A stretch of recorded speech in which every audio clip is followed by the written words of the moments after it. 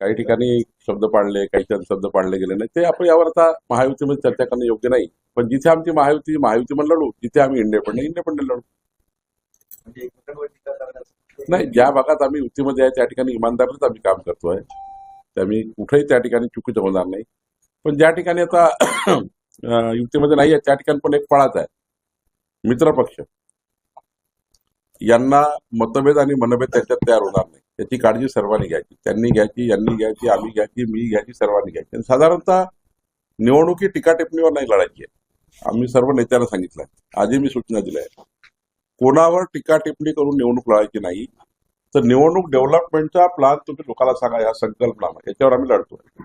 यानंतर आम्ही कोणीही टीका टिप्पणीवर निवडणूक लढणार नाही. आम्ही कोणावर आरोप प्रत्यारोप करणार नाही. आमचे मुख्यमंत्री देवेंद्र फडणवीसजींनी आतापर्यंत जेवढ्या बैठक घेतल्या महाराष्ट्रात, एकही व्यक्तीबद्दल त्यांनी शब्द काढला नाही किंवा विरोधकावरही शब्द काढला नाही. उभाटा असतील त्या महाविकास आघाडी, त्यांच्यावरही आम्ही बोलणार नाही. आम्ही आपला विकासाचा अजेंडा जनतेसमोर मांडू आणि कोणावर टीका टिप्पणी करणार नाही. परिवार आमच्या सुनेत्राचाही फार दुःखामध्ये आहे. पण राज्याचं एक कर्तव्य म्हणून राज्याच्या 14 कोटी जनतेच्या शेवटच्या माणसाच्या कल्याणाकरता त्यांनी हा जो निर्णय घेतला, हा राज्याच्या दृष्टीने महत्वाचा आहे. अनेक उदाहरणं देशामध्ये आहेत. जेव्हा स्वर्गीय इंदिरा गांधीजी यांची हत्या झाली होती, तेव्हा आपण बघितलं असाल की हा देश आता कसं होईल, या देशामध्ये कुठल्या मार्गात देत जाईल. तेव्हा स्वर्गीय राजीव गांधीजींनी त्यावेळी निर्णय घेतला होता. असे अनेक उदाहरणं आहेत. त्यामुळं कर्तव्य पथावर चालणे, कर्तव्य पद महत्वाचं आहे.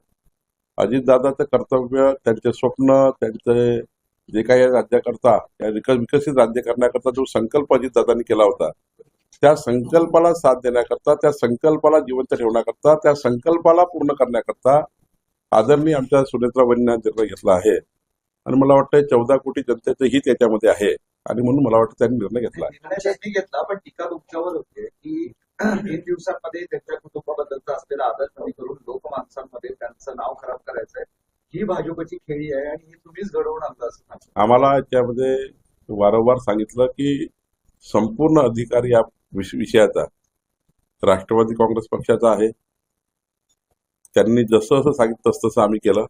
त्यामध्ये आमचा कुठलाही हस्तक्षेप नाही.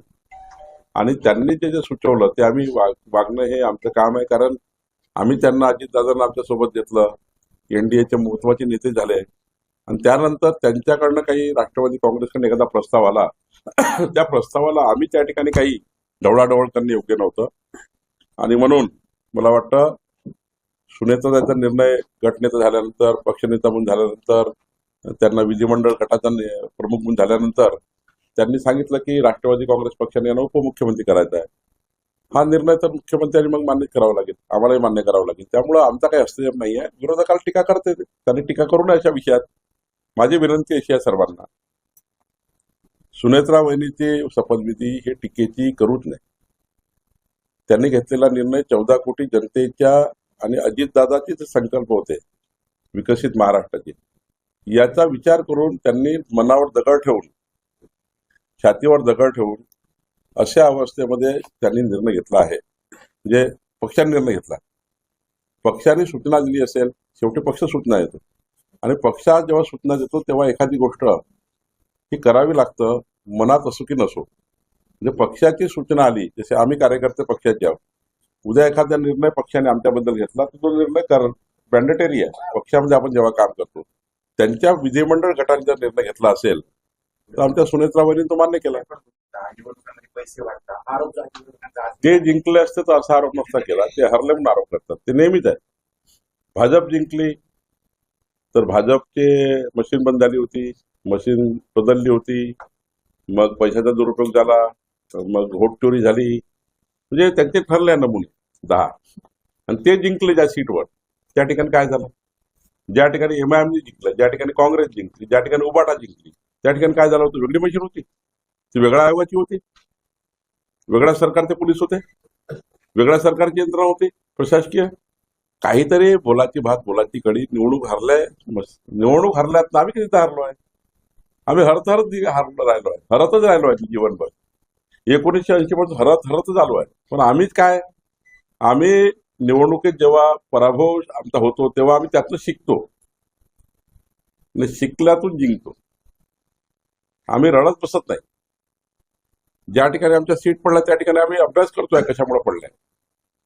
शेवटी आमचं चिंतन आहे, आत्मचिंतन आहे. तिकडं बिनडोकपण आहे. आरोप केलं घरी जायचं.